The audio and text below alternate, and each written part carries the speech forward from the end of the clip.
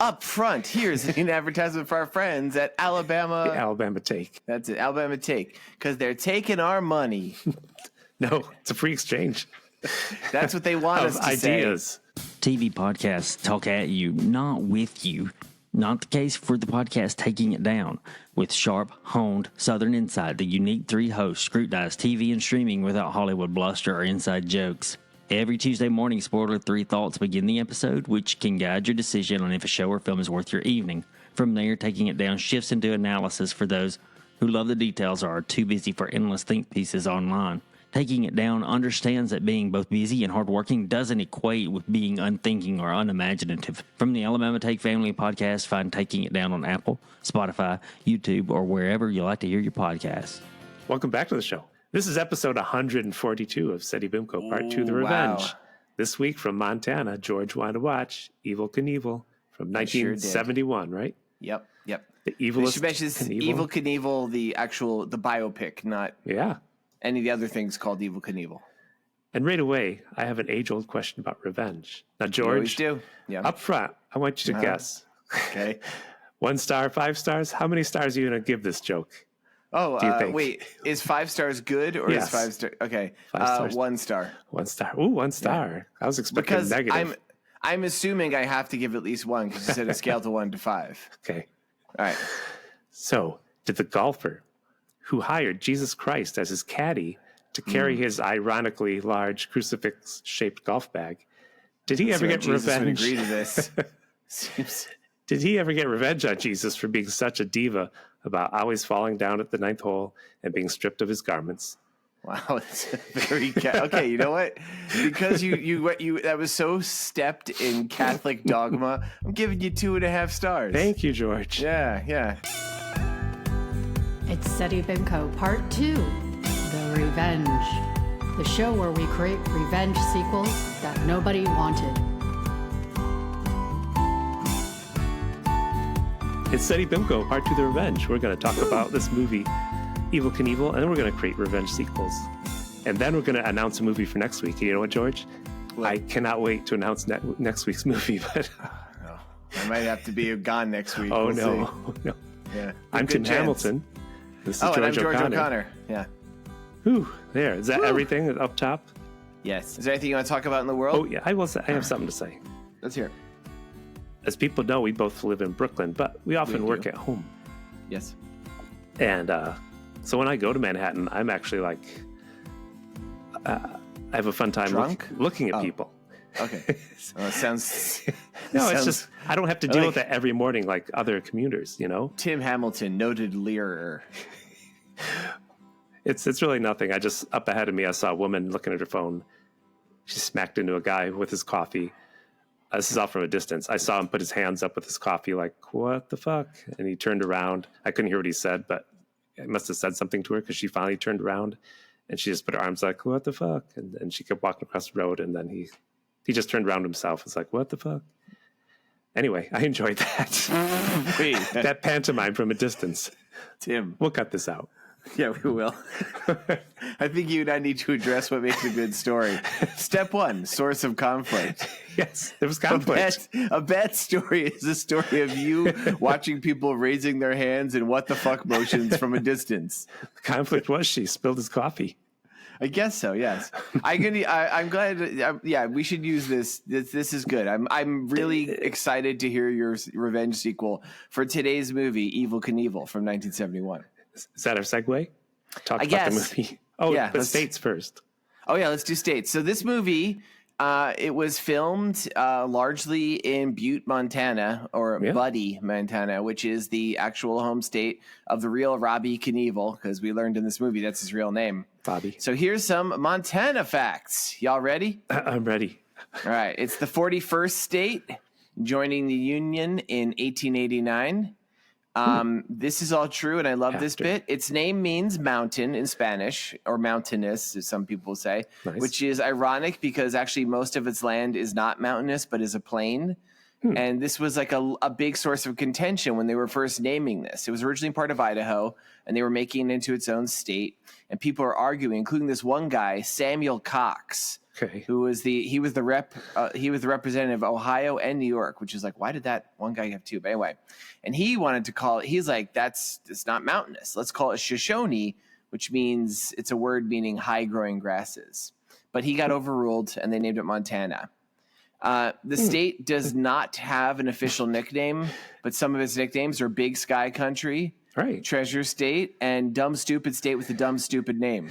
That one came from Cox himself. Yeah. Oh, did it? Yeah. Are you blaming jokes on Cox like I blame my bad jokes on? No, he's a real guy. You should look him up. He has an impressive mustache. Texar McGillicuddy, noted writer for the show. If you're new to the show. Texar McGillicuddy, yeah, if you're new to the show, anytime Tim floats an awful turd of a joke, which will happen. Nope, not this week. It will. Tim will blame this on 100. I think he started as 103. He's up to 105-year-old vaudevillian that Tim pays $10 a joke for some of the most cringe-inducing jokes you'll ever hear. You lost me. Yep. Okay. So the population of Montana is 1.1 million people, more or less, which is less than Brooklyn. So fuck them. Its capital is Helena. Its biggest city, though, we always see this. That's almost never the capital. Is Billings with about 100,000 people. This is fun. Its population 92.7 white people. 6% native, which is actually pretty high. So they got that. 0.5 Asian, 0.3 black. So I almost wanted to make the joke that the state cryptid is a black person, but I found a cool one, so I'll just put the joke in here. Its flower is the bitterroot. Its state mammal is the grizzly bear. This is actually a cool fact. It is third in the nation for microbreweries per capita. Because just because there's a lot of microbreweries and there's like 6 people, so there's like 3 microbreweries. And the largest snowflake ever recorded was recorded in Fort Kioff, Montana, in 1887. Tim, it was 15 inches wide. What? Yep. What? Wait a minute. Yep, the largest snowflake ever recorded. I think someone made that. You think somebody made a mold? Came and stole it away. And they put it in storage with all those giants. When they came back, it was gone. They thought it was stolen, but it just melted. I have a few more facts, but I figure you'd want to weigh in as you do on state seal and state flag. I found something sad. Listen, it's not Montana's fault. Oh no, it's sad.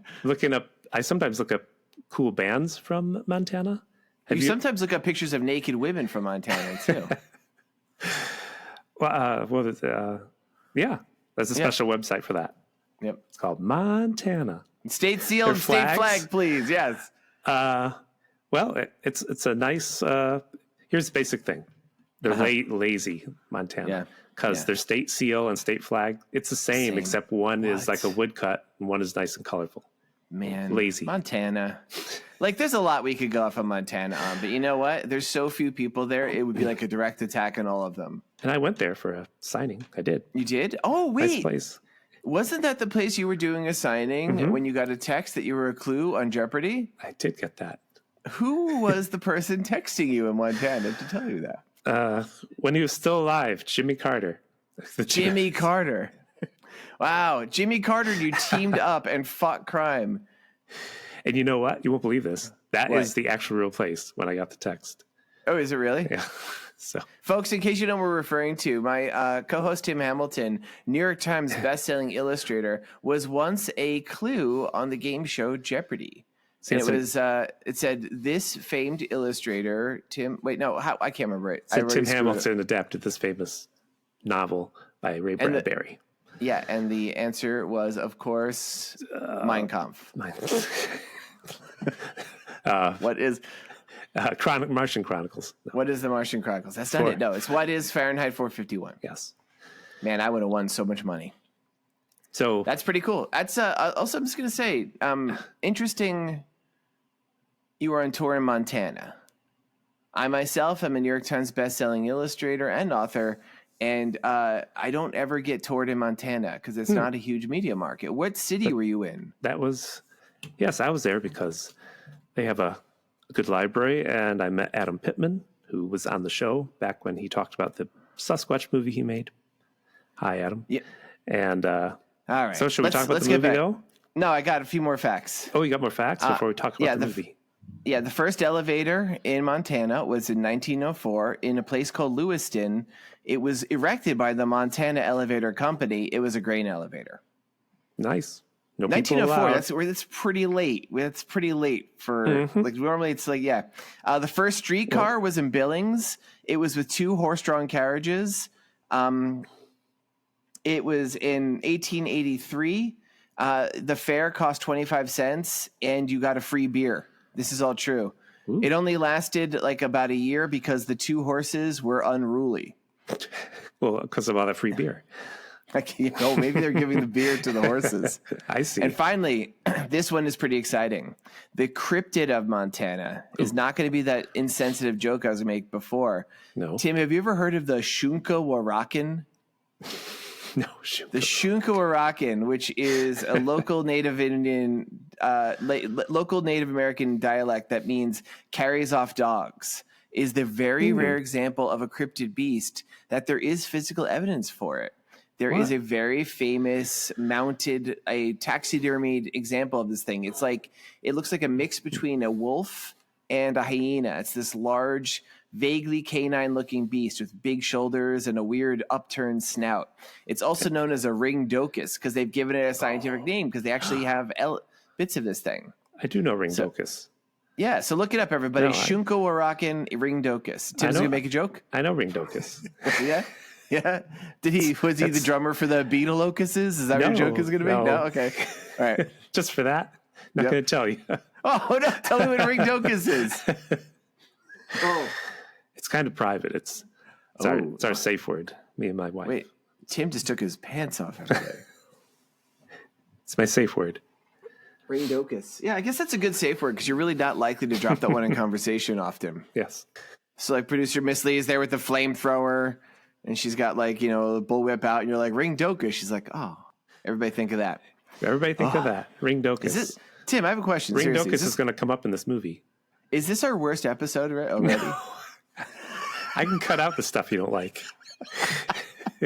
That's weird. This new episode's only 33 seconds long. It's just Tim clearing his throat repeatedly. Let's talk about the movie. Or as I wrote in my notes, the dumb movie.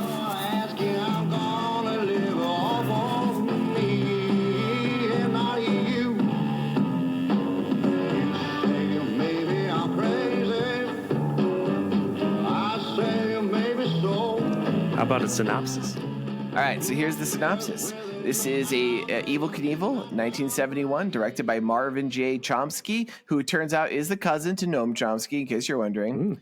It stars George Hamilton as the famed daredevil, Evel Knievel. George Hamilton, of course, is the perfect Venn diagram of your 2 co-hosts, George O'Connor and Tim Hamilton. Right. It is a biopic of how he became America's most beloved daredevil. And you better believe America, because this guy is a jingoistic asshole.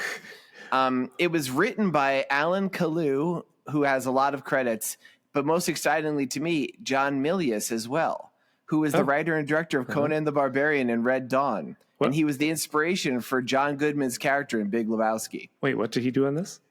He wrote this movie with Alan Kalu. I did not notice that. Movie, this is one of those movies, folks. This is like, it's got George Hamilton. Money. It was from what I read on Wikipedia, it was a high-end B film. Yeah. Well, George, not to criticize, I think more of a sounds like you're criticizing. A synopsis would be. Sounds like a critic. In this movie, we see Evel's life and journey to becoming a motorcycle stuntman in flashbacks as he prepares to jump 19 cars. Okay, it's more specific. See how I make it sexy at the end? Yeah, 19 cars. Well, he's blowing me kisses, everybody. Here's a better synopsis. Okay. This is a movie about one of the biggest assholes you've ever seen. Huh? Yeah. What a dick. Like, I didn't. What a terrible person. And I actually, just before we get into it, I think it's fucking amazingly awesome how George Hamilton plays him as such a dick. And it's hilarious that like this guy was just like, yeah, this is good. And there's an interview with George Hamilton where he's like, they wrote all these terrible things about him, and he started adopting them into his real persona. Like he would say stuff afterwards, and they're like, okay, Evil did, or yeah, the real Evil, because a lot of like that whole American Gladiator shit and stuff. I'm Rome's last gladiator. He's like, they threw that in as this overwrought thing, and like he says that the real Evil started saying that. There was even a documentary Evil financed himself in like I think 1978 that was named Last Roman Gladiator or something. Yeah, it was shot by like John Derrick or something. It was crazy. This guy, this is the most 70s film we will ever do in Seddy Bimco. I think so. We just missed. I think we missed. Well, we missed out on racism because there was all white people except for one person. One.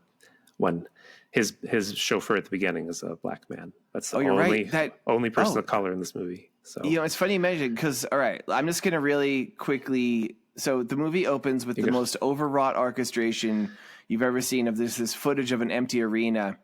And like, there's just like in the distance, like you see 12 motorcycles driving towards you.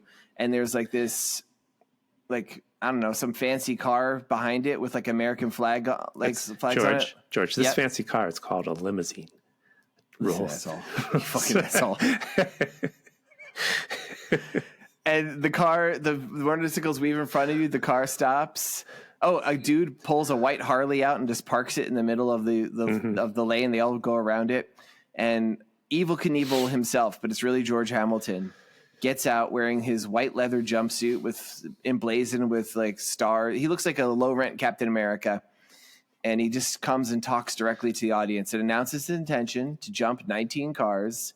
And he says, not a Datsun or Volkswagen in the lot of them, because you better believe this guy's all American. Yes, only American cars.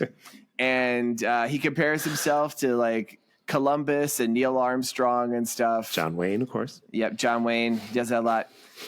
It's just ridiculous. It's him talking right to the camera. And immediately you're like, I'm aware George Hamilton is playing a character, but I'm like, this character is a huge asshole. Yes.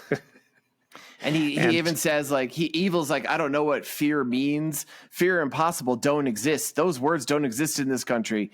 Tim, it's my first list. Are you ready? Okay. You're doing lists now. I'm teaching you. Folks, if you listen, Tim had a tradition of putting in lists. And I used to fight against the list, but he's kind of brainwashed me. Now I've been on a list frenzy. So my list, Tim, you want to know what my list is? It is how many ways he's an asshole. No, that would have been a good list. This is a list because fear, he admits he doesn't know what fear means. Yes. This is a list of other words Evil doesn't know the meanings of. Are you ready? Mm-hmm. All right, number 1, apoplectic. Number 2, epidermis. I know what that is. They take it out sometimes. Sometimes it gets swollen. Number 3, Shunko-Barakin. Luckily, we just learned that what it means carries off dogs. Ooh. Number 4, clitoris. Yeah. Number 5, humility. Right. Number 6, book. Number 7, anti-disestablishmentarianism. I don't really know that one either. Number 8, please. And the number 9 word Evil doesn't know the meaning of is evil. Oh, I'd also add no. No. When a woman says it. Oh, yeah. Oh, George. Oh, and then I just want to say really quickly before you get into your list, the one person of color that Tim mentioned, his driver, there's a really weird shot where he just steps out and like we're looking at the back of his calves for like the credits. The credits, which roll for like 5 minutes of this guy just standing there, dressed in like tight black leather pants, just watching Evil drive away. Evil got on his bike and drove away. And that's it. Now, Tim, what were we going to say? I forgot something important, George. Uh-oh. You put your pants back on. Tradition on this show. This is what we do all the time. I usually place this movie in time by how many years before or after Star Wars it came out? 6 years before Star Wars. I ruined it. 6 years before the world's changed by Star Wars. You know, I will say this is interesting. This is the decade that should have been the Evel Knievel decade. It is. And like, I bet you he views, because like before Star Wars, the 70s was all Evel Knievel this and Sasquatch Do you remember, George? Because I was there. I like Wide World of Sports. I didn't care about Wide World of Sports, but I'd find out, Evel Knievel's jumping over something. And we watched Wide World of Sports. You know, obviously you're like, is he going to Like the kid in the movie, I think, said, "Is he going to go splat?" He talks about the kid like, I hope you're going to splatter. I'm like, that kid's very aggressive. This is a story that asshole Knievel is telling us in the beginning. Yep. Let's before we get into this, let's talk about a little bit about the evil Knievelness of it. So Tim is very, very, very old. He pretends to only be a little bit older than me, but if you listen to his references, he's probably about as old as Dracula. I'd date him as being born about the 1500s. So you don't remember Evel Knievel toy? I do. So here's the thing. The Evel Knievel toys got yanked, I think, in 75. Why? Yanked? Oh, I'll talk about this. Oh, I'm glad you found something that I didn't find. Oh, I found a lot. I have a lot of information coming up about this. So apparently, Ideal Toy made a, what was it called? The Snake River Jump toy? Oh, the one I mean is the motorcycle. You wind up and it jumps over things. Yeah, the stunt cycle thing. Okay. I think it was like their biggest selling toy that year. It made like over $100 million in 1970s money. I was jumped by it. Me and 4 other kids laid down and it jumped over us. Made it. So actually, so I am a little bit younger than you, and I remember the older boys in the neighborhood had Evel Knievel toys.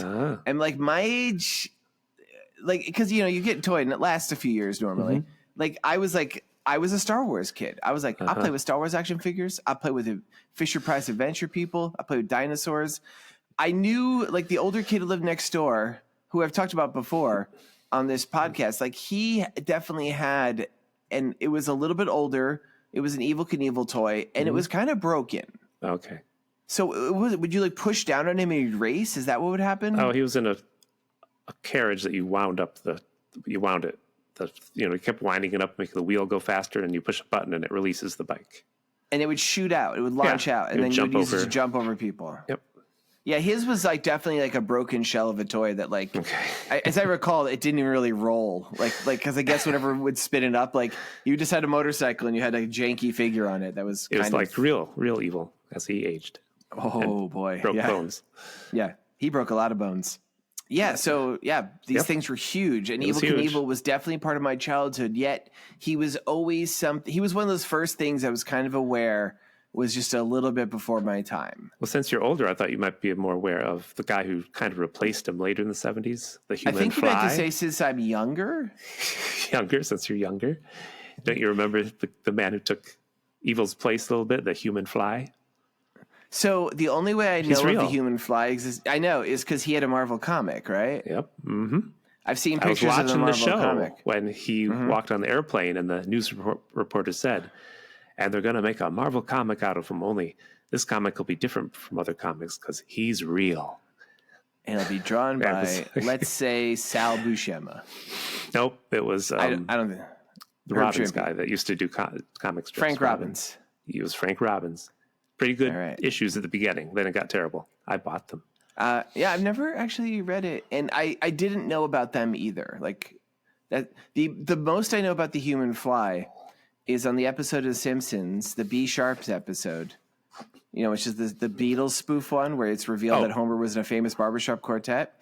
Yeah, they get back together at the end, and they're doing the spoof of the Beatles' last concert on top of the Apple Corps building. Oh yeah. And everyone's watching like, yeah, what a scoop. And you say, hey, human fly over here. Come on, I just dyed my underwear. And he's like climbing on the side of a building or maybe even an airplane. Is he dressed like the human fly from the comic?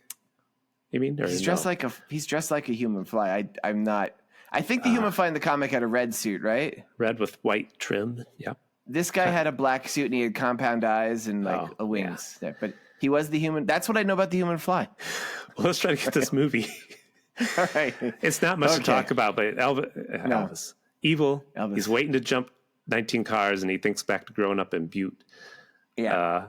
Where the place is riddled with mines, and he stands in the middle of the road, and a car honks until it falls like through the road because there's lots of caverns. And Evil just looks at him and throws a rock down there. Thinks it's funny. Doesn't go get help. I don't actually remember that happening, but it could have. You don't? You don't? A car honked and the road collapsed. Really? That's funny.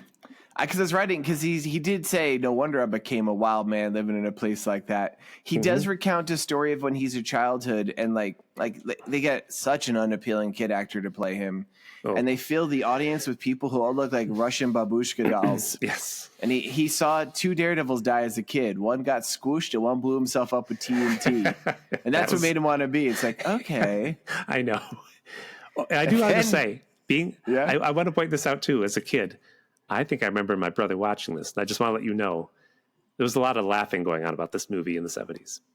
But as you watch it today, you're like, laughing like, okay, wait, do you mean like they were laughing at it, or like it was funny? Like he was funny. Like later he does a jump and he breaks his arm because the police chase him, and he just says, "Look what you did to my bike." That was a big laugh line. I remember that. Oh, he's such a whiny asshole. I hate him so much. But we'll get to it. So then after this kid scene where like a car falls through the road and the disaffected child just throws rocks at the injured person inside. Then we suddenly, and it's kind of abrupt. We switch through time where he's in a bar, and there's this weird little cowboy little person that walks with him and lights his cigarettes for him. Yep. Billy Barty was upset he didn't get that part. I'm just saying, he was upset he didn't get that part, George. Billy Barty was already in advance getting upset that he wasn't going to get the part of R2-D2, I'm sure, in your story. And he's like, one day they're going to do a movie where there's going to be a garbage pail sort of a robot, and I'm not going to be it. And I'm mad. That's my Billy Barty voice, everybody. I was going to say, good. That's pretty good. That comes up a lot. It comes up a lot in the show. And then, so we're introduced to the whiny. I'm going to use it. I don't normally use gendered insults, but I'm going to here. The whiny ass bitch that is Evel Knievel. Although he's not yet Evel Knievel, he's just Robbie Knievel. And he's sitting there at this bar with all this cavalcade of like people, like losers. And he's just like, I'm on edge because edgy things. Edgy things are happening. And he just keeps saying something big is going to happen. It's such a vague conversation.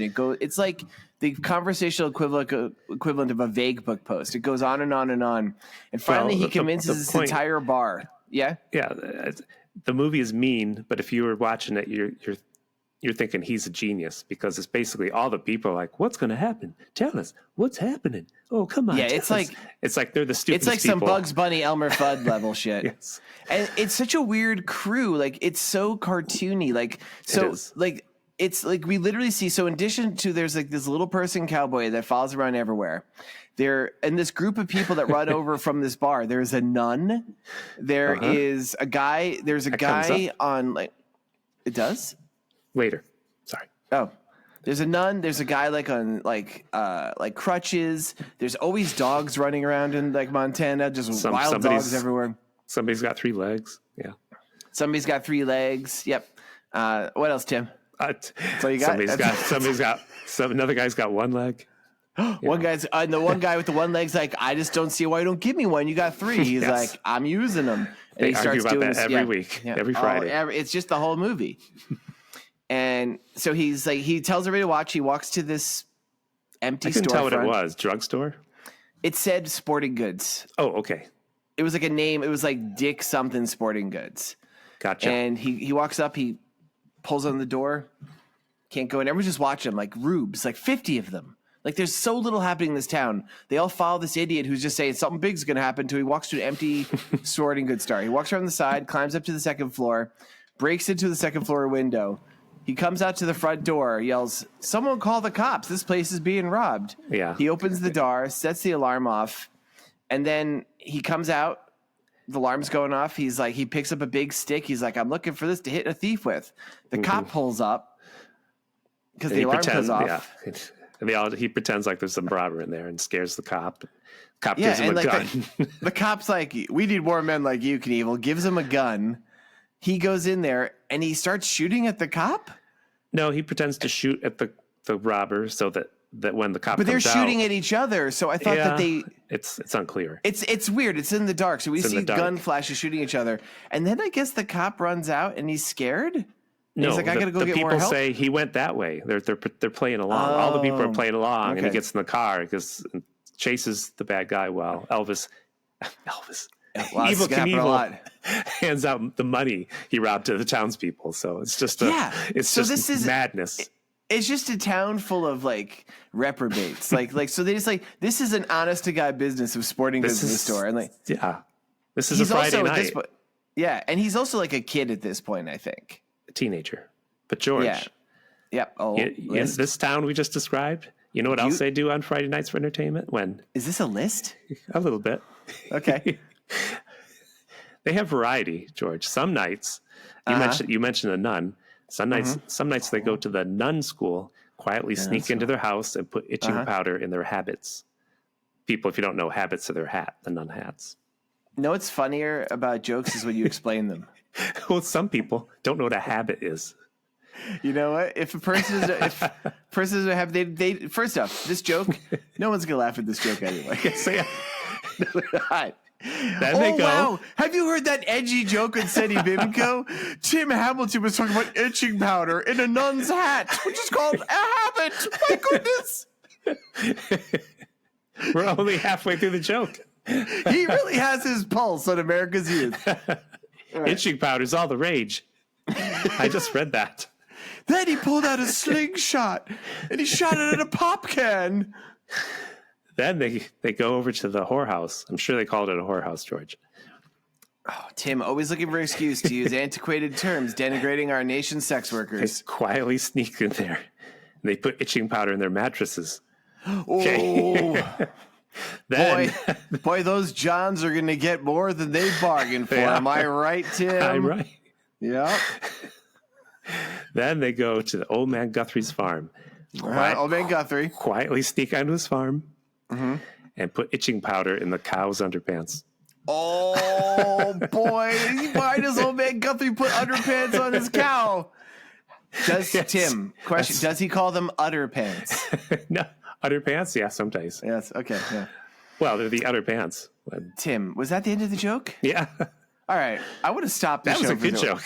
Yeah, it was good, yeah. I want you to describe the circumstances, and you're sitting there watching this movie, you're like, yeah, I have a hot idea for some great humor. I pause it.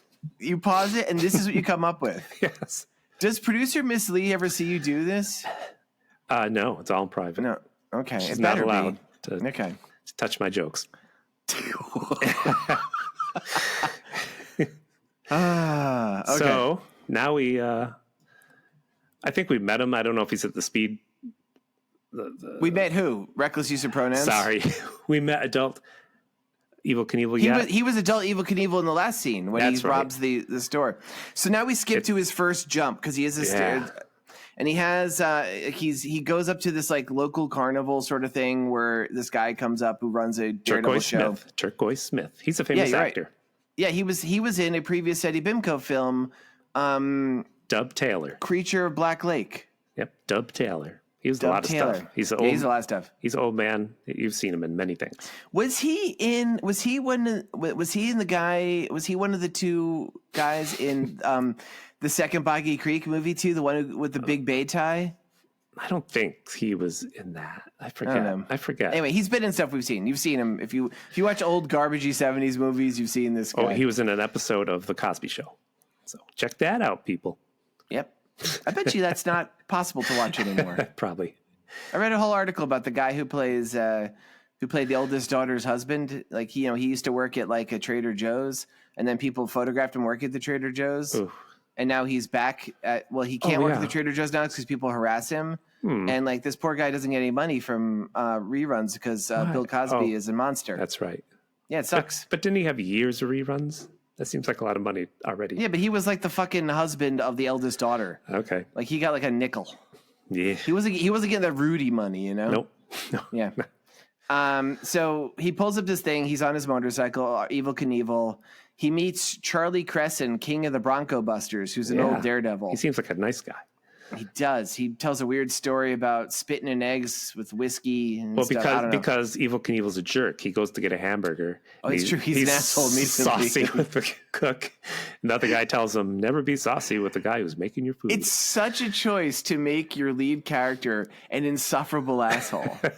And like, there's that famous screenwriting trick, Save the Cat, where you're supposed to have a moment where they do something redeeming. He's an irredeemable asshole this entire movie. Like you could tell, like when George Hamilton met him, was like, this guy's a dick, and we're gonna play him as a huge dick. So the old Daredevil guy is like, you sure you don't want a drink? And he's like, nope, he's good. But he's Evil Knievel is going to jump over 2 pickup trucks. Yep. Back to back. And so a lot of people show up for it. And the old Daredevil thanks him. He's like, thanks. It's been a while since I got in a crowd this big. And he drinks some more. And then he rides out in his Bronco Bull.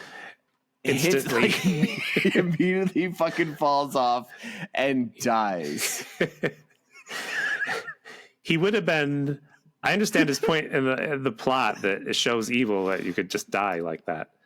But beyond that, that's it. Well, we do go to the future, and the future, like the present day, where he was preparing to his 19 cars. But this is the first we've done this, so it's like I'm like, what is going on? Because suddenly we see Evil Knievel's there, and he's like wearing this like big jaguar skin robe and this stupid gold medallion. Where you're talking about the present? Yeah. And he's wearing he's with this blonde lady who's his wife, and Linda is his wife. Linda. Let's name her George. He's like, I don't want to jump today, but there's 100,000 people waiting to see me. And I realized finally, like, oh, this is that beginning scene. And then he flashes back again to Charlie's death for his first thing, and he goes, and he says right before he flashes back, it just took 5 seconds for Charlie to die. Tim, I'm going to stop all progress. You're not stopping progress. As long as you're talking. It's telling stories. What if I just talk about? Yeah, here's my story, Tim. I made a list of other things that take 5 seconds. Are you ready? Ooh. Charlie died in 5 seconds. Here's other things. Number 1, saying other things that take 5 seconds about twice, but kind of slowly. Okay. I timed it. Yeah. Saying other things that take 5 seconds. Saying other things that take about 5 seconds. That was 5 seconds. All right. Yeah. Number 2, Evil Knievel reaches climax in about 5 seconds, probably. Dirty. Saw that coming. Number 3, exploding the 35th president's head one dark day in Dallas, Texas. That takes about 5 seconds. Stealing my material. Yep. Number 4, watching the best part of the Patterson-Gimlin Sasquatch film. Over and over? Just the best part. Okay. I thought it was the whole thing. Turns out the whole movie is a minute long. I looked it up. But the good part, just the monkey looking back, the guy in the monkey suit being like, look, I'm a monkey. What happens to the other 30 seconds? Jeez, that's a lot. The other like 55 seconds. Just takes a film of a squirrel. He accidentally films himself. Like he goes, how do you make this thing turn around? About 30 seconds. He just has the lens cap on. All right. You realize he's not wearing any pants. Yeah, he goes, oh, and it gets blurry. All right, number 5, other things that take 5 seconds. That's how long it takes occasional co-host Kevin Cablasso to eat an entire sleeve of Mega Stuff Oreo cookies. Nice. Yes. Hi, Kevin. Number 6, things that take 5 seconds. Shit your pants. Probably. You know that, huh? Yeah. Recent experience, Tim. I timed myself just for this episode. And number 7, things that take 5 seconds. That's the amount of time that you could safely eat a piece of food that's fallen on the floor off without getting a weird condition. That's true. Yeah, the 5-second rule. Everybody knows it. Everybody knows it. Back to the Future, he makes the jump. Boom. Or Back to the Past. Yeah, he makes the jump in the past. I do want to say, also, they never want to deal with Charlie that fell off the horse again in the movie because Evil Knievel says, got any people? Maybe I could contact them, help them out. And one cowboy's like, mind your business. Yeah, and that's it's weird. I wrote that down too because I thought it was gonna be like a theme they picked up on, like that he looks out for people, and like I think it was actually the last remnants of Evil Knievel's soul dying. Yes, I think so. He was like, well, so they like he's got people. You mean like a woman? Yeah, fuck you, not gonna tell him. So what happens when this dude dies? This old daredevil. They put him into like a trunk. They put a clever. They put him in a trunk. They drive him off. Probably just to throw him in a ditch somewhere. That's what I thought. They literally make the Turquoise Jones, whatever his name is, literally like, he's Smith. Okay, folks. He's okay. So it's like, it's just this guy got disappeared. And like his wife's at home like, I wonder when Charlie's going to come back from riding the Bronco. I have dinner out and our little baby Chitlin is just waiting to see his daddy. He had a baby. Come on. So we return to the. There's a montage of actual footage of him racing through fire, up hills, crashing a lot, water. I'm going to mention this now. I read a fun fact that he supposedly had something like 450 stress fractures in his lifetime, and that's almost entirely because he only would jump in fucking because he was such a jingoistic American, he would only jump in Harley Davidsons, which don't have any shock absorbers. Oh, and they're probably so heavier. He would every time and they're heavier. They weighed like something like his son Robbie Knievel would become a Daredevil too and do a lot of the same stunts as his father, including some successfully. His dad never did. And he used like a Honda motorcycle, which weighed like 60 pounds less and had shock absorbers. So his dad would be like, God, he used a Harley. And would like every time he'd land would have like stress fractures on all his limbs because he's an idiot. I'm surprised he let his son do that. What about this man strikes you as like he was a responsible person? What about this guy? Yeah. We go back to the present and he's got like an infected leg. Yeah. But the doctor says it's broke. It's broken because I guess of the stress fractures I was mentioning. We don't explain why it's broken. Yeah. Should have been a list. Yep, it should have been a list, I guess. But I had just done a list. And like the doctor just like, this doctor is like, this guy has no... He's just giving up on. He's just drinking and then pouring alcohol. He's drinking and pouring booze on his leg, and he yells. And he goes, "He's here. Here's a few condoms. Hope you feel better." He walks out. He has a great line as he leaves. He goes, "Every man has to make his mark. Yours will be on the north wall of the Grand Canyon." This is hilarious, by the way, everybody. This movie sets up over and over again that in the future, sometime, Evel Knievel is going to jump the Grand Canyon. Yep. He never did. Nope. He never does. Talk but this whole movie, like, I was ends watching, on this. George. I was watching live. You were watching. When that he never happened. jumped the. No, that was the Snake River Canyon. Yeah. Oh, he never could even jump he never even did. But this movie's like, I'm going to jump the Grand Canyon. I'm like, I've been to the Grand Canyon. You can't jump that. That place is big. People were just in the 70s, George. People were obsessed with jumping things. They were. You know why?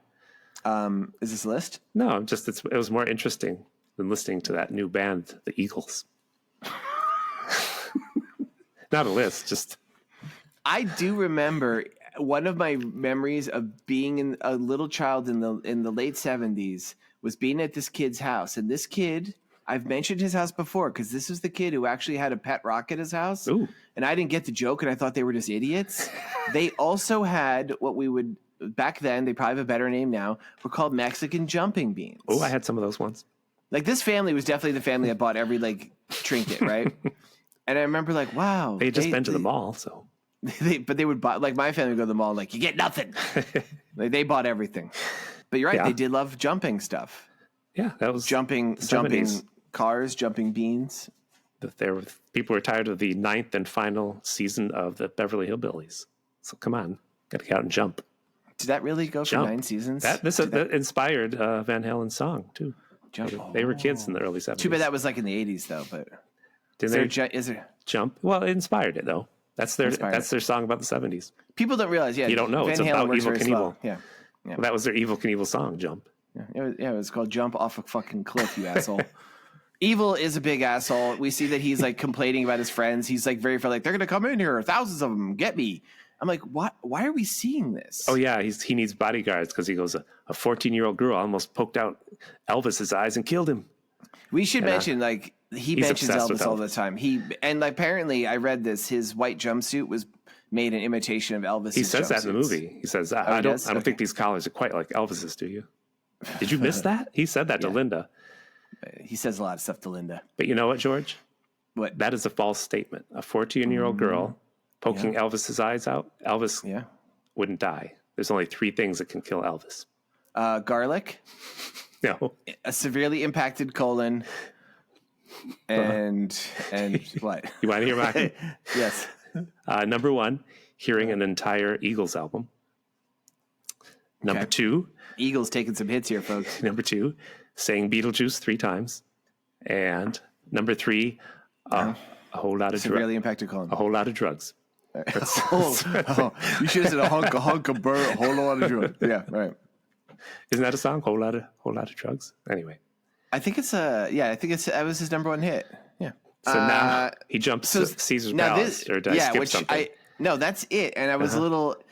They don't really do a great job of establishing where in time we are. So it's fractured storytelling.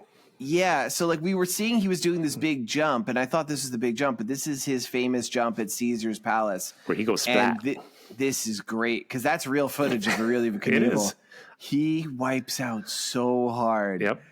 And like he just... He's all fucked up. He goes to the hospital. They're all like, he fractured his fibula. He snapped his spheroid. He cracked his cranium. He hurt his humerus.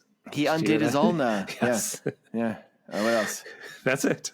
He verklempt his vertebra. I don't know all my bones. Yeah. Good one. Yeah, thank you. He wipes out super hard, which is a real thing that happened. And apparently, from what I was reading, this is kind of his big star-making turn. Oh. Like, this is what made him famous. Like, he jumped the fountains at Caesar's palace. He lands wrong because, again, the aforementioned motorcycle problem. Yes. It just goes out from underneath him. He wipes out. He's just, like, you could see on YouTube, like, slow motion footage of this guy just kind of rolling. Yep. He ends up... he breaks his leg in a couple places. The doctor makes a weird comment about like, well, all his limbs are facing the right direction. That's something because apparently whenever he normally breaks, they're not. I don't know. Because the doctor had already put metal in him because he was like, this metal plate hold. This metal plate held. He's more machine than man, twisted and evil. He's yelling because we can't have a scene where Evil Knievel's not the most conniving, cowardly asshole. He's yelling about like, get the nurse about the lead shield. He's like yelling about lead shields, just being like a real loser. And then there was an ad. Well, there was an ad at this point, and we come back and like he's in bed, all bandaged up from his bad accident, and he's getting a photo taken, and he like grabs the nurse's ass because he's a fucking class act. And then his friend brings in like 3 more girls that have to stand around him. Yeah, these and like really tall hot women with like beehives, which I'm like, they like what? And like they're basically saying they're like sex workers, and like the doctor who's been treating him is like, what? You can't do anything. You have a pulverized pelvis. Yeah, they make a big point. You'll never ride again. You may not walk. You'll never walk again. So I want to mention this. I have a theory. Remember how earlier he was followed around by a little person cowboy everywhere who was lighting cigarettes? Now he's followed around by this normal sized person cowboy. Was that him? I think it's the same guy. They elongated his legs with surgery, or maybe he just made a wish with the genie. maybe that was actually a child with the child. Yeah, Tim. Because we were figuring out like that early scene where he robs the sports star. That's really young chronologically from what we could tell. Oh right. I think he's supposed to be playing kids. Oh okay. Yes. He's a really tall child. Yeah, well, George Hamilton, they couldn't find a little person that looked like him. So they're like, yeah. So this, and then the women who we were led to believe were like there to pleasure him, they wear nurse uniforms and they sneak Evil out of jail, out of the hospital in 24 hours because he said he'd be out in 24 hours. And he gets on a fucking bike and like he's like showing him how good he is. He immediately crashes it and just like, what a fucking idiot. He does okay before he crashes into a cactus. He gets around. And in case you're picturing that he's actually riding a motorcycle fast, he's moving at about 5 miles an hour with his legs right out in front of him straight because they're both shattered. And he crashes it and he's yelling, bah! Then we flash back to Evil as a quote unquote teen and he meets Linda for the first time, who is his wife, who we the worst incarnation of him. Yeah, this is probably the worst one. Those glasses. He's got like goggles, like an old 50s thing. He's got, I think it's supposed to be the 50s, right? Yeah, he's dressed like Fonzie. Yeah. Leather jacket, goggles. He's got sideburns. And he's like this quote unquote teen. He's meeting Linda for the first time. He picks her up at school. Yes, he dropped out of school. I mean, I assume so, because there's that weird scene later where she goes to the prom and he's all kind of like sad out in the parking lot. Yeah, he's not in school anymore. Yeah, and you know what? He might not even be a teen. He might be like 30. Yeah, I mean it's George Hamilton playing without any makeup, so who could tell? He's George Hamilton age. He gets in this whole like stupid, pointless car wreck with like he's. You mean after he gives her a ride? He gives her a ride, and they get the cops chasing him. He lets her off, and then he's riding around. Well, he says, "Me want you, me get you." That's basically what he says. He does literally, yeah. And she gets on the bike. He's being chased. I also want to say I hate this genre. Good old boy. He's being chased down the sidewalk. He goes everywhere on his bike because it's a town of white people. Because if he weren't white, I think they would have shot him very early in this chase. This is true. And he's like causing all this damage and stuff. And eventually the car race ends with him launching off a cliff, falling down, breaking his bike and his legs. Yes. And this is where Tim mentioned the thing where the bit where there was the laugh because he's yelling at the cops like, "Look what you guys did to my bike." Yes, that was a laugh line. I remember that. He doesn't break his leg yet. He broke his arm. Yeah.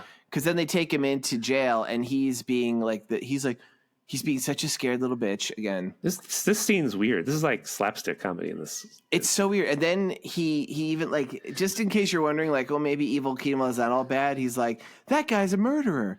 That guy's a rapist. And that guy's a fruit. I know. I heard all this. I'm like, really, Yes. Evil?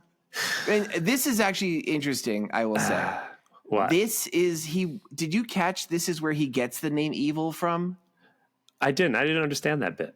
I didn't either, because the script was really poorly put together. It wasn't until reading on his Wikipedia, his actual bio, this is how he gets the name. Because up until this point, he is Robbie Knievel. Yeah. But because we're jumping through time without clear indications what time it is, so he's Robbie Knievel in there, and he's being this, even though we saw him being like the biggest coward a second ago, he's like a bad boy in there. And the cops come in, they're doing a roll call, and they're calling out everybody's names. Mm-hmm. And they get Robbie Knievel. And he says, here, sir. He's the only one who answers. Yes. And then they get to a guy named like Chuck Knaufel. And one of the cops goes, Knaufel. Awful Knaufel and Evil Knievel. And they laugh. And then like water gets thrown on them, which presumably is from Evil Knievel, who is now named. Oh, I thought that was Evil Knievel throwing his jism on them. It was like Silence the Lamb style. Like, that's a lot. That guy. Good job hydrating Evil Knievel. Tim, this is my other list. Okay. A list of other stupid names. Oh. In the tradition of Evil Knievel and Awful Knaufel. Are you ready? Okay. Number 1, Rotten McNaughton. Right. Number 2, Lousy McLousy. Okay. Number 3, Smelly Bobelli. Number 4, Covered in Feces Reese's. Wow. Number 5, this one's for you, Tim. Littler Hitler. Number 6, this one's for Kevin Cablasto. Unleavened Kevin. Oh. Number 7, this one's for me. Gorgeous George. Okay. Number 8, back to you. Dim Tim. And number 9, the final one. Got the runs, Hamilton. Nice. Yep. Nice. Yep.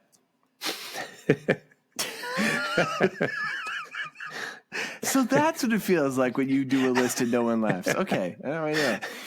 I'm laughing. No, you're not. Don't patronize me. I am. Then we have a montage of Linda kind of dating Knievel, but she goes to prom without him. He's in the parking lot telling his motorcycle she's his girl. Yeah. I'm not even making that up. And the police come by and say, hey, Evil, how come you're not going in there? Yeah, it's so funny. Yeah. He walks up to him and says that, doesn't wait for a response, walks away. I'm like, you could have directed that better. And then we're back in the present again, and Linda's saying she wants to go to Mexico. And he's like, he is such a negative asshole. He's like, you can't go to Mexico. You get dysentery. Mm-hmm. And he just keeps talking about jumping the Grand Canyon. Because, again, this whole movie, like, Evil Knievel's thing is like, I'm going to set the world for me jumping the Grand Canyon, which is something he's never going to fucking do. Then suddenly there's snow on the ground. And everyone is ice skating. There's no clue where the fuck this is. I'm like, all right, do we switch time frames? What? And eventually I figured out. Yeah. It's the past. Okay. Rockefeller Center. I think. Yeah. Rockefeller Center, strangely devoid of buildings. Just Rockefeller Center is just a field. He hotwires a car and goes and steals it with her. Well, you're leaving out the best part. He wants to take her for a ride, and she's like, I don't want to go on the ride for you. I don't know what you might do. You kidnap me. And he goes, well, here, you can have my keys. And then they get in, and he hotwires the car and kidnaps her. Because he's such a cool badass. I get it. Yep. This is the thing. Like, I mostly like the 70s as a decade, but like elevating this fucking turd herd of a man up, I'm like, 70s, this was the best you could have done. Like, this guy, you don't see anything impressive about him. Nope. Except he can kidnap girls. He can jump things. Then all of a sudden, again, with no like we see them stealing a car and driving somewhere off. Then all of a sudden, he's in a gym shooting hoops.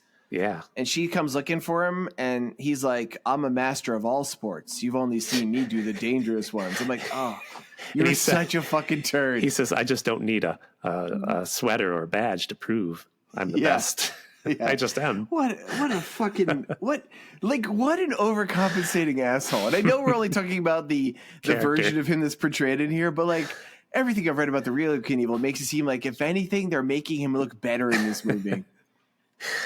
Yeah, God fucking damn it. She's going to college. In Chicago. Yep. And he's like, oh, I'll come see you. She's like, will you, Evil? He goes, yeah, if my Daredevil show is passing through. Yeah. Yeah. So it's the future again, or the present again. She mentions when he robbed a bank. And then we go back to a flashback of him literally robbing a bank. He uses TNT to blow a hole. No, he doesn't rob a bank. I'm sorry. City Hall.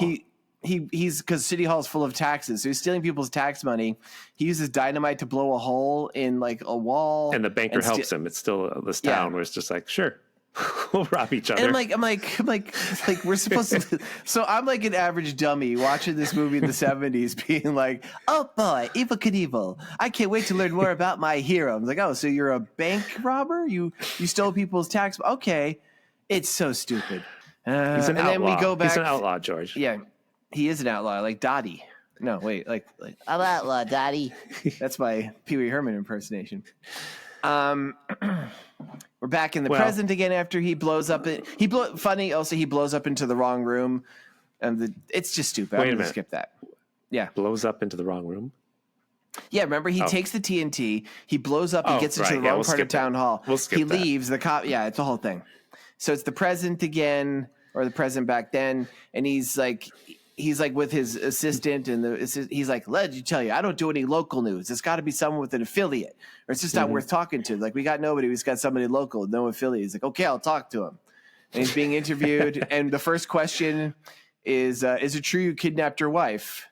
And he goes, "Of course it is." And then we have a flashback to Evil Knievel riding to college, driving his motorcycle through her dorm, looking at naked girls in the shower, bathtub. Yeah, wait, do we see any naked ladies? Well, she's naked in the bathtub. I don't know if we see her. We don't see anything. You don't remember that? He's just kicking doors open. I was writing stuff down, and I saw I'm like, I wonder if there was a naked woman there. I didn't care enough to rewind it to see. And we cut, there was an ad, and we cut one. Yeah, there was. I will mention, Tim's and I, there's horses everywhere in this movie. There's always like a random horse just walking around. It's like weird. Then we cut to a train station, and like, the couple, like he's in the background saying like, why you got to call you dad? I'm a big asshole. I don't understand the way humans work. And she's talking, she has called her dad. She reveals that they actually ran away and got married. And he cried. Because she was kidnapped, like literally bloodhounds were called after him and stuff. He's like, bloodhounds, you can't find me. I don't leave a cent. And her dad cried, and he's like, why'd he cry? And she's like, he's such. I'm like, Linda, we don't get an explanation. Why does Linda like this guy? Because again, we don't get anything that ever redeems it because he jumps stuff, I guess. In the 70s, when you jump things, you're king of the hill. Wow. I guess I was in the wrong decade. I could have jumped over stuff and just been like, well, this is why Fonzie jumped cars in like the first season or second season of Happy Days. And as we all know, he jumped a shark. Jumping craze. From what I read, he jumped the shark because Evel Knievel literally had done that stunt like 6 months previous. Oh, I didn't know that. But that's what I mean. I think he didn't. As often happens, Evel Knievel, he fucked up and didn't jump it. Oh, yeah. That's why he had Dukes of Hazzard, cars jumping things. You're right. It was terrible. People were so simple back then. Just like stuff jumping over things. So then finally we flash back to the present, and this is when I was like, oh, this movie. Because it's the big stunt, the 19 cars. Yep. He's in his white leather. They're playing the Star Spangled Banner. He jumps the 19 cars. I'm like, oh. It's slow motion. Like like a TV show, slow motion. Build tension. Slow motion, like no exaggeration, about a minute straight of him like reaching down and like yanking on the chain of his bike a little bit. I'm like, testing it. Is it going to grab his bell bottoms? Like, nope, we don't know. He makes it over and everybody cheers and they carry him off. Yep. Everybody. And they play a super cringe. This is a super cringy monologue of him as he rides off into the desert, and the movie ends. And I'm like, all right, wasn't too long. You know what I like about the people that went to grab him? It's just all these middle-aged housewives and husbands. Wow, was it? And like old dudes. Like they tried to talk about walker. There was a stray dog and a horse. There was a nun. Yep. It was so weird. Can I read you the ending monologue? Yeah, go ahead. I know. All right. Important people in this country, celebrities like myself, Elvis, Frank Sinatra, John Wayne, we have responsibility. First off, Look at the 3 fucking assholes he compares himself to. 3 monsters. There are millions of people that look at our lives, and it gives theirs some meaning. People come out from their jobs, most of which are meaningless to them, and they watch me jump 20 cars, maybe get splattered. It means something to them. They jump right alongside of me. They take the bars in their hands, and for one split second, they're all daredevils. I am the last gladiator in the new Rome. I go out into the arena and I compete against destruction and I win. And next week I go out and I do it again. And this time, civilization being what it is and all, we have very little choice about our life. The only thing really left to us is a choice about our death. And mine will be glorious. Yes. And the camera goes over the Grand Canyon. And the camera shows the Grand Canyon. And then a note pops up. Note, Evel Knievel will never actually jump the... And Evel Knievel will never even attempt to jump the Grand Canyon. What a bloviating asshole. This guy, it's so funny to me. Like I've always been aware. I knew he was dodgy. I was aware, like I said, he was always a figure that was like the older boys always loved him. But like by the time he got to me, we're like, fuck that. Mark Hamill rules. And like... Yes, God damn it. Thank goodness for Star Wars coming along and setting us straight. So, Tim, that's a perfect segue to our segment of Seddy Bimco, where I tell you what this movie had in common with Star Wars. Or I'm very curious. If it inspired Star Wars or if it ripped off something from Star Wars. It depends on what year it came out. But this was before Star Wars. Sure was. What did this have in common with Star Wars, Tim? Well, that terrible crash at Caesar's Palace where he crashed and broke all his bones in his body. Remember that? Literally pulverizes his pelvis, yes. You know why that happened? His bike Chewbacca had a defective thermal exhaust port, just like the Death Star. Just like... There That's funny, Tim. Yeah. For a guy who brings up Star Wars all the time, I would say 90% of your references have to do with that defective thermal. It's like, I don't think you... And every once in a while, I'll throw out a Star Wars reference. You're like, thermal detonator, what's that? I'm like, I don't think this motherfucker has actually ever seen Star Wars. I think you saw a 5-minute clip. All right. And to counter Tim's Star Warisms, I like to say how this movie, or any movie watch, is like 1987's fantasy masterpiece directed by Jim Henson, Labyrinth. Go. And just like this movie, Labyrinth is the story of a promising young woman who is kidnapped by a self-centered monster. Nice. Yep. I should mention I've never seen that movie, but I know David Bowie kidnaps her, or the little gremlins. Yeah, well, it's more complex. She wishes that David Bowie would kidnap her little brother. Okay. And then, it's a whole thing. It's a great movie. You should watch it. You know what I'm sad about, George? I'll cut this out. I'll cut this out. But when I first wrote my Star Wars joke, it was the wrong one. I was like, that's from the third movie. And I was going to write that when... I think you should keep this in. There's a part of the movie they cut out the end when they showed his glorious death. He was all mangled with a motorcycle, and his son was there. And Evil said, take off my helmet so I may look upon you with my own eyes. Wherever you are, wherever you're hiding, I'll find you. Revenge. Yeah. You want to go first or should I? I'll go first. Right. It's short. It's 350 words. Tim claims this is 350 words. Come on. Trust me. How many stars at a time? You're going to give this? It's same scale, 1 to 5? Yes.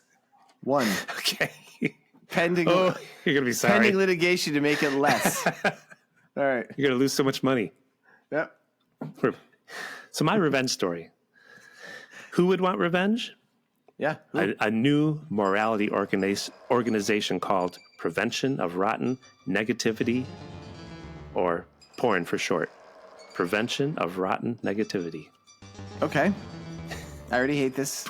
Porn for short. This is an organization in the 70s. Yep, this is already 350 words. They felt that Evel Knievel was a bad influence, especially with a name like Evil. He was just another Elvis showing off his groin in that tight suit, jumping cars, which was, as we all know, a metaphor for jumping ladies.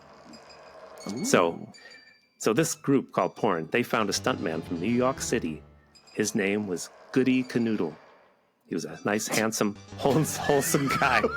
Wait, Evel Knievel and Goody Kanoodle. Yes. Goody Kanoodle? Goody Kanoodle. Goody Kanoodle. All right. Only problem was he wasn't incredibly daring. Thus, Porn had a hard time ironing out his contract and his act because Porn wanted him to jump over 21 trucks, as Evil did 19 cars. And Goody said, no, that's too many. I'll crash. So Porn, they said, okay, what if the trucks were loaded with mattresses? And Goody says, okay, then that sounds okay. But Porn said, but we got the mattresses on discount. They're infested with bed bugs. So Goody's like, what? No, I don't want to do that. Oh, no. So Porn said, well, what if we set the mattresses on fire so the bed bugs would be dead? And Goody's like, well, it's still kind of a no. So Porn says, we'll give you an asbestos suit. And Goody sighs and says, well, I'm allergic to asbestos. So they changed their plan, George. How about, they said, you jump over a concrete basin? And Goody said, nah, concrete's too hard. What if I crash? There's no fucking way this is 350 words. It is. So Porn says, okay, we'll fill it with water. And Goody says, I'm okay with that. And Porn says, but we got to fill the water with piranha. Yeah. Goody, I guessed. Goody's like, no way. I'm allergic to fish. So Porn tells him, well, the fish would be dead. And Goody says, well, okay then. But Porn adds, because the water's filled with acid. I thought you were going to finish my sentence. Oh, no. And Goody's like, no way then. But Porn says, but we have some floaties to put on the motorbike. Floaties. And Goody thinks, okay, floaties, so I don't sink into the acidic water with dead piranha. But Porn adds, the only floaties we could get were shaped like swastikas. Sorry.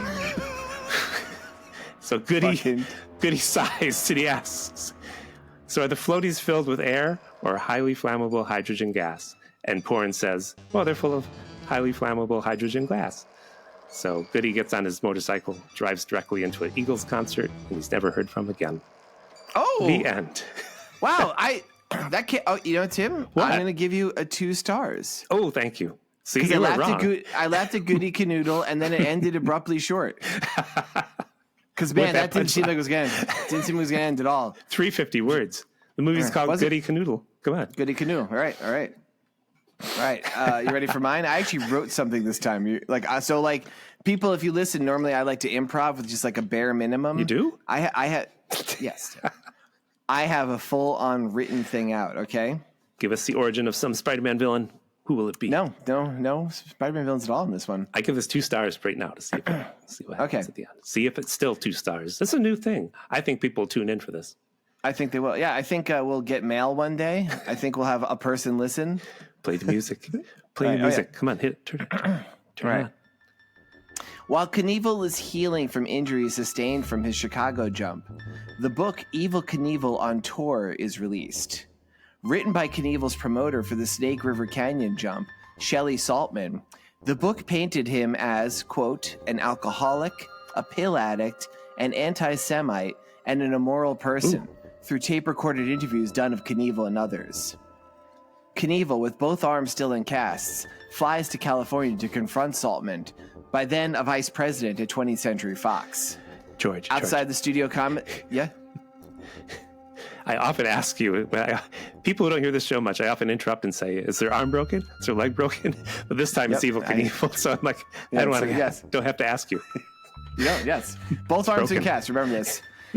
Outside the studio commissary, one of Knievel's friends grabbed Saltman and held him, while Knievel attacked him with an aluminum baseball bat, declaring, I'm going to kill you. With broken arms? How do you do that? Yeah.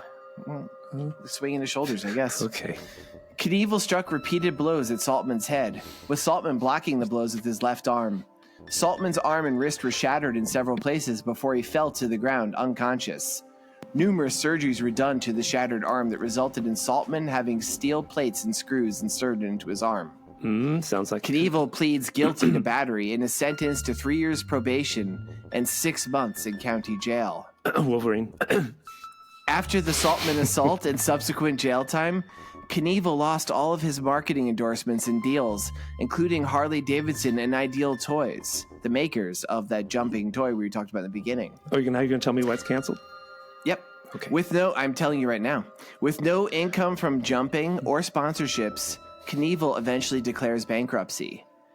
Then, in 1981, Saltman was awarded a $12.75 million judgment against Knievel in the civil trial, but he never recovers any money from either Knievel or Knievel's estate.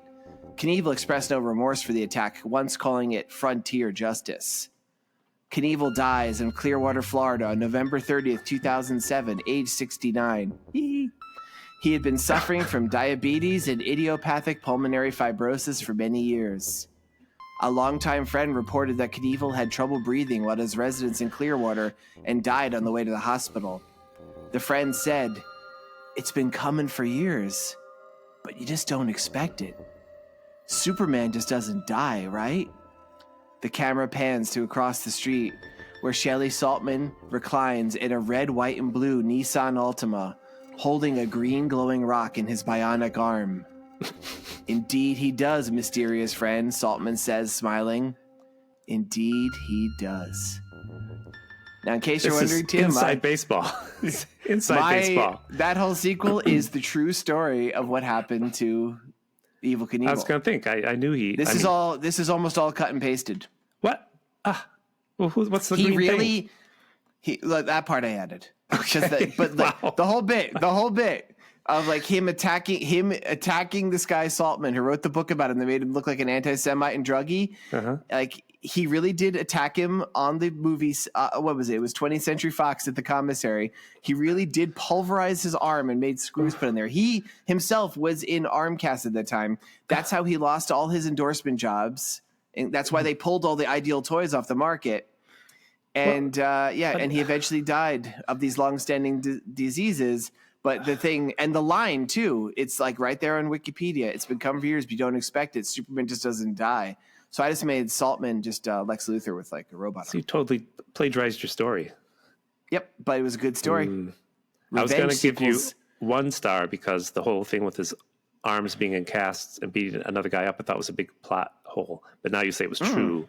Yep. So now maybe I just give you still 1 star because you just got based Tim, the story. I will remind you, the movie we saw was a biopic, so I actually just took elements of his life. I thought it was important. So this movie is called Saltman versus Knievel. No, Saltman v. Knievel, Dawn of Justice. Real? Okay. I give you a 1.5 star then. Because I give you 2, the fuck. The theme, you've carried the theme through. Documentary. Do we get email? Don't have time to read it. Nope. This is why we don't get mail. But send us mail at Seddy Bimco with an E at the end at gmail.com. And you can follow us on the socials except for that old X thing and Facebook. Yeah, and you know what? Probably Instagram by the time this comes out, and I'm sure Blue Sky we won't be on anymore. You know what? Social media. You can listen to us anywhere. Listen to us anywhere. We have a blog. Join us there. Yep. We have join us at the Discord. Did anybody ever join the Discord? We have many people. I'll give them shout outs someday. I got to give them shout outs. Serious question. There are people there. Do we have any listeners? You don't come. Do we have any listeners? We do. Australia. Name one. Australia, Britain, America, Canada. Those are our main countries. Shout out to all those countries. If you are an actual listener, write us. Just even somebody says, "I am real and I listen." Yeah. Yep. So we have a Discord full of, we're talking about Creature Commandos in there. Talking about Alien Romulus I just saw. Did you ever see it? Oh, no. Do you care? Don't give me spoilers. I may watch it. Okay. All right. Yep. I won't say out loud. And don't give spoilers. How about this? How about don't give spoilers to our listening audience like you sometimes do? I did it once. Tim is one of those people who's like, the movie's out for a week. Let's just reveal the end. Once. Yeah. Shout out to the Alabama Take. They don't do that. They split their episode in half, and halfway through they're like, now we're going to talk spoilers. You know who I bet gets mail and has listeners is the Alabama Take. Listen to them now, wherever you get podcasts. Hey. But that's it. Now, George, at the beginning of the show, I said, I can't wait to tell you what we're watching next week. I looked up some states. You took a big swig of liquor as you said it. Oh, I found a cult movie. I'm just saying Billy Bob Briggs has written about it, and I didn't know about this. I thought I knew my cult movies. So I looked around at the different states. Nebraska, it's mostly filmed in Nebraska, so that's what we're doing next. Nice. Some of it's filmed in South Dakota, but mostly Nebraska. You can look it up. Now, George, a twofer maybe, just because we're not going to get anything from South Dakota either. Good Lord. You sitting down? Here's the name. All right. It's on Tubi. Everybody, it's on Tubi. Title, this movie is Even Hitler Had a Girlfriend. Oh, my God. It's about a man. No, it's about a man who spends his life savings in 2 weeks on sex workers. It's the story of what happens to him. So pull the shades when you watch this. It's kind of recent. Put the kids to bed. Oh, it's 90s. If you're looking at the right one, 91. Yeah, it's filmed on glorious, like what looks like 8mm. So nice. Yep. Can't fucking wait. Oh no, it looks like it's an amazing film, George. All right. Yeah, I'm sure it does. Yep. Well, see you all next week. Stay safe. I'm concerned for Nebraska. Don't give up. Stay frosty, everybody. Bye. Let's be careful out there. You gonna say bye? No.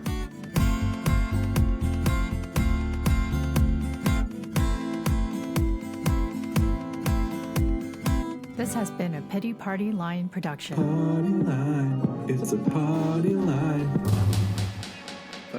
Yep. Even Hitler had a girlfriend who he could always call, who'd always be there for him in spite of all his faults. He was the worst guy ever, reviled and despised. Even Hitler had a girlfriend, so why can't I? Why can't I? Wow.